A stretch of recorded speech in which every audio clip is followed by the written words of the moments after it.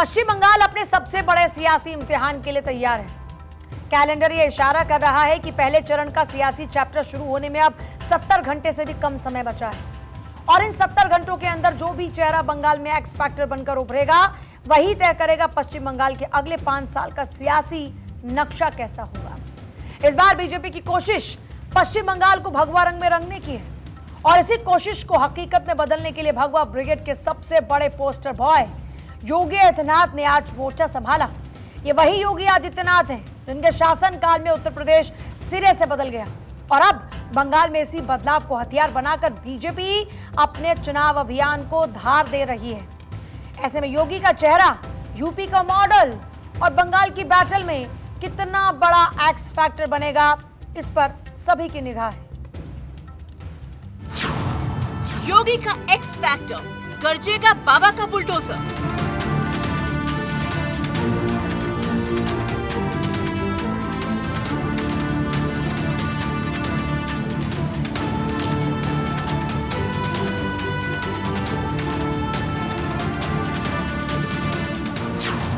पश्चिम बंगाल का सियासी समर, योगी ने दिखाया यूपी मॉडल।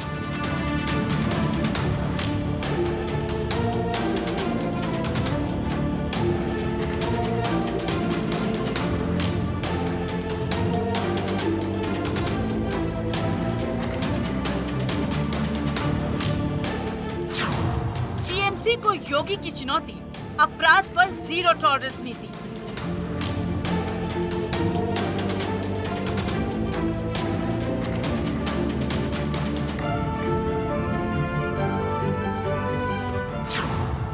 योगी का अटैक, बंगाल में सिंडिकेट और घुसपैठ।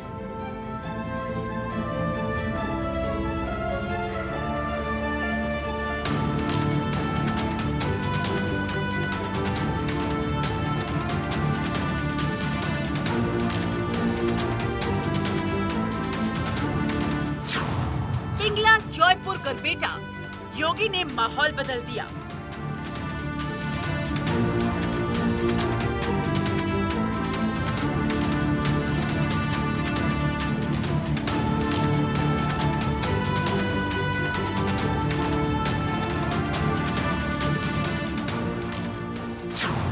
बैटल ऑफ बंगाल, लहराएगा भगवा इस बार।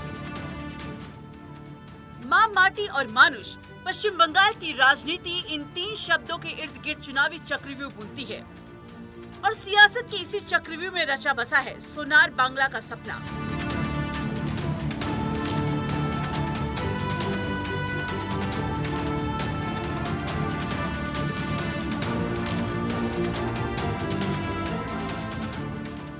ये सपना एक ऐसे शासन की कल्पना करता है जो महिलाओं का सम्मान करे, अपनी जमीन और संस्कृति की रक्षा करे और आम जनता की सेवा को ही अपना धर्म समझे।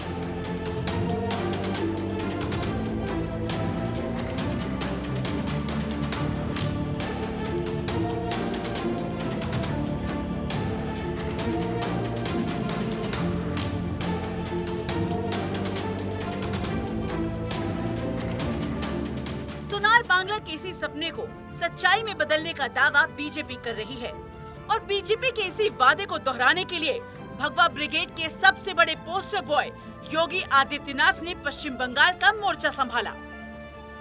अनुसूचित जाति पर अत्याचार करने वाले टीएमसी के गुंडे, इनका उपचार केवल डबल इंजन की भाजपा सरकार हो सकती है। डबल इंजन की भाजपा सरकार। यूपी में मस्जिदों से अजान की आवाज नहीं आती है। यूपी में तो एक ही नारा गूंजता है, न गौ माता को कटने देंगे न हिंदुओं को बंटने देंगे। ममता दीदी कहती है कि अब खेला हो भी, और मैं तो उनसे कहना चाहता हूं 15 साल बहुत हुए, अब खेला बंद होगा और विकास शुरू होगा। आज के दौर में जिस योगी आदित्यनाथ के बिना उत्तर प्रदेश की राजनीति की कल्पना अधूरी मानी जाती है, उनके पश्चिम बंगाल में होने का मतलब है सियासी हवा का रुख बदलना।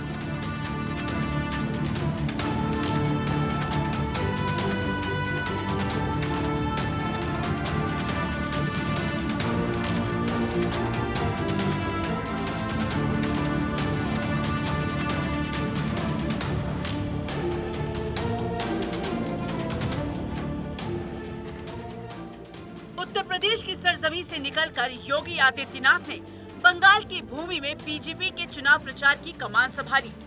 इस बीच पश्चिम बंगाल की 3 विधानसभा सीटों पर सीएम योगी की गूंज सुनाई दी। गरपेटा से जयपुर और पिंगला तक सीएम योगी की दहाड़ से पूरा पश्चिम बंगाल गूंज उठा। इस बीच पश्चिम बंगाल में सियासत का पारा नए परवान पर चढ़ता नजर आया।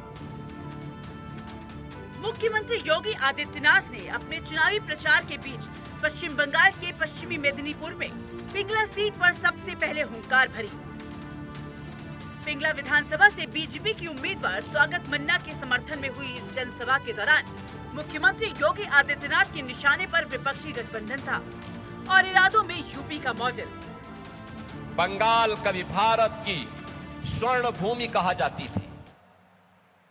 उर्वरा भूमि है, सब कुछ सामर्थ्य थी, भूमि अत्यंत उर्वरा थी, उद्योग धंधे थे, नौजवान प्रतिभाशाली था, आध्यात्मिक प्रेरणा की भूमि थी, अन्नदाता किसानों के परिश्रम की भूमि थी।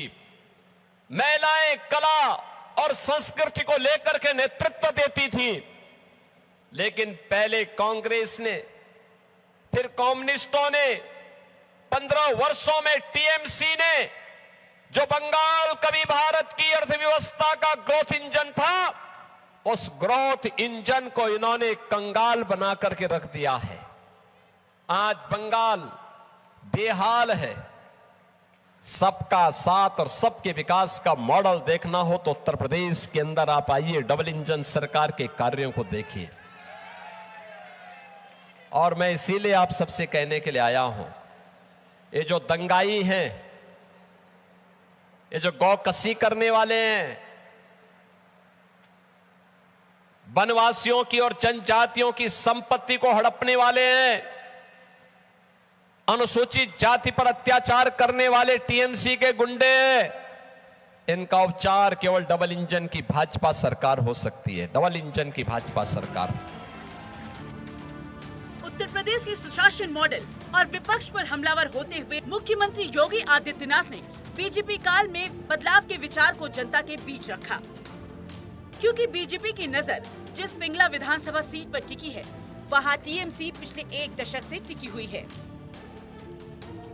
क्योंकि साल 2021 के विधानसभा चुनाव में टीएमसी के अजीत माइती यहां से जीते, लेकिन बीजेपी पहली बार दूसरे नंबर पर सबसे करीब रही। उससे पहले 2016 में भी टीएमसी के सोमेन महापात्रा ने जीत हासिल की थी, जबकि दूसरे नंबर पर प्रबोध चंद्र सिन्हा रहे थे। और साल 2011 के चुनाव में खुद प्रबोध चंद्र सिन्हा ने टीएमसी के सुकुमार को हराया था। खास बात यह है, पिंगला सीट पर टीएमसी या वामपंथी दलों का कब्जा रहा है और बीजेपी अभी तक अपनी पहली जीत की तलाश में है। और इसी जीत के लिए बीजेपी का फोकस यहाँ के लोकल मुद्दों पर है। धान और आलू की खेती यहाँ की अर्थव्यवस्था की रीढ़ है और उर्वरक के दाम और फसल की सही कीमत न मिलना यहाँ बड़ा मुद्दा रहता है। इसी तरह इलाके में प्राकृतिक आपदाओं के बाद मिलने वाली राहत राशि के वितरण में भ्रष्टाचार के आरोपों ने भी पिछले चुनाव में काफी चर्चा बटोरी थी। आज सीएम योगी भी जब पिंगला में चुनाव प्रचार के लिए पहुंचे तो निशाने पर किसानों के मुद्दे रहे और आरोपों में भ्रष्टाचार के दावे भी रहे।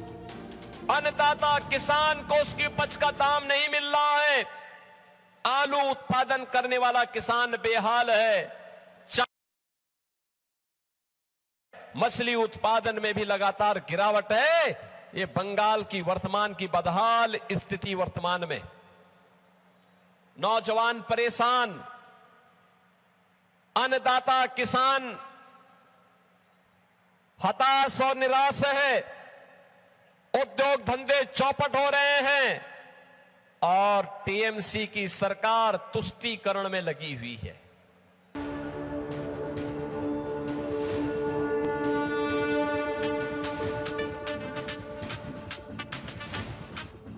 पिंगला के सियासी मैदान से सीएम योगी ने ये साफ कर दिया कि चुनावी लड़ाई इस बार आसान नहीं होने वाली और पिंगला के बाद मुख्यमंत्री योगी आदित्यनाथ का अगला पड़ाव था जयपुर विधानसभा सीट। 23 अप्रैल को होने वाले चुनाव के मद्देनजर सीएम योगी आदित्यनाथ ने जयपुर विधानसभा सीट पर हुंकार भरी। पुरुलिया की जयपुर विधानसभा सीट बारी बारी कांग्रेस और फॉरवर्ड ब्लॉक के खाते में जाती रही, लेकिन पिछले 3 चुनाव में यहाँ की जनता का मूड लगातार बदलता रहा है। साल 2021 में बीजेपी के नरहरि महतो ने कांग्रेस को हराते हुए इस सीट पर पहली बार भगवा फहराया।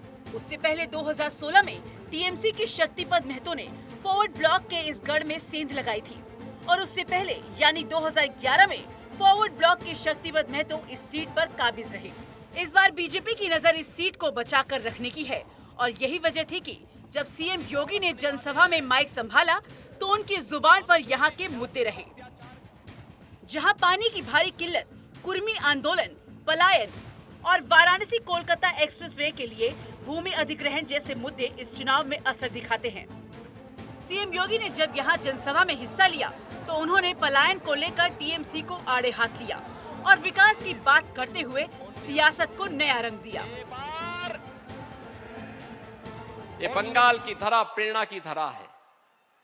बंगाल की धरा भारत को दिशा देने वाली धरा थी। बंगाल में प्रतिभा थी, लेकिन प्रतिभा पलायन कर रही है। बंगाल में पुरुषार्थ था, लेकिन उस पुरुषार्थ को कुंद कर दिया गया। बंगाल में वह सब कुछ था जो बंगाल को भारत के अंदर लीडरशिप देने का मादा रखता था। वंदे मातरम के 150 वर्ष पूर्ण होने के उपलक्ष्य में टीएमसी मुक्त बंगाल चाहिए, क्योंकि टीएमसी मुक्त बंगाल का मतलब डबल इंजन की बीजेपी की सरकार, और डबल इंजन की बीजेपी की सरकार का मतलब बंगाल के अंदर अब उन्नयन शुरू होगा। जयपुर के साथ साथ मुख्यमंत्री योगी आदित्यनाथ ने गारबेटा की सियासी पिच पर चुनावी हुंकार भरी। बीजेपी के विजय रथ को आगे बढ़ाने की तैयारी के साथ मुख्यमंत्री योगी आदित्यनाथ ने गारबेटा विधानसभा सीट पर रैली में हिस्सा लिया। ये वही गारबेटा विधानसभा सीट है जिसे लेफ्ट का गढ़ माना जाता रहा, जहां 1969 से 2011 तक वामपंथी दलों की जीत होती रही, लेकिन अब टीएमसी इस सीट पर काबिज है। गारबेटा का मुकाबला किसके हक में फैसला। 2021 में टीएमसी की उत्तरा सिंह ने करीबी मुकाबले में बीजेपी के मदन रईदास को हराया। इससे पहले 2016 में टीएमसी के आशीष चक्रवर्ती पहली बार लेफ्ट के सुशांत घोष हटाकर इस सीट पर काबिज हुए और साल 2011 में सीपीआईएम के सुशांत घोष इस सीट पर काबिज थे। बीजेपी इस सीट पर अपनी पहली जीत की तलाश में है। पिछले चुनाव का करीबी मुकाबला इस बात का इशारा कर रहा है कि बीजेपी यहां जीत की रेस में है और मुख्यमंत्री योगी आदित्यनाथ भी जब गारबेटा पहुंचे तो यहां के मुद्दे उठाकर चुनाव को बीजेपी के पक्ष में मोड़ने की कोशिश की। जिस बंगाल को पहले कांग्रेस ने, फिर कम्युनिस्टों ने और अब टीएमसी लूट करके कंगाल बना रही है, उस बंगाल को इनकी अराजकता से मुक्त कराओ। ये चुनाव आपके पास एक अवसर है और इसी के लिए मैं अयोध्या धाम की पावन धरा से बंगाल की इस पावन धरा में आपके पास आया हूं। बहनों और भाइयों, मेरी आप सबसे विनती है, आप सबसे मेरा विनम्र आग्रह है और आपसे मैं इस बारे में कहूंगा, बंगाल के अंदर जो ममता दीदी कहती है, वो कहती है कि खेला होबे, लेकिन हम कहते हैं कि ममता दीदी अब आपका खेला बंद।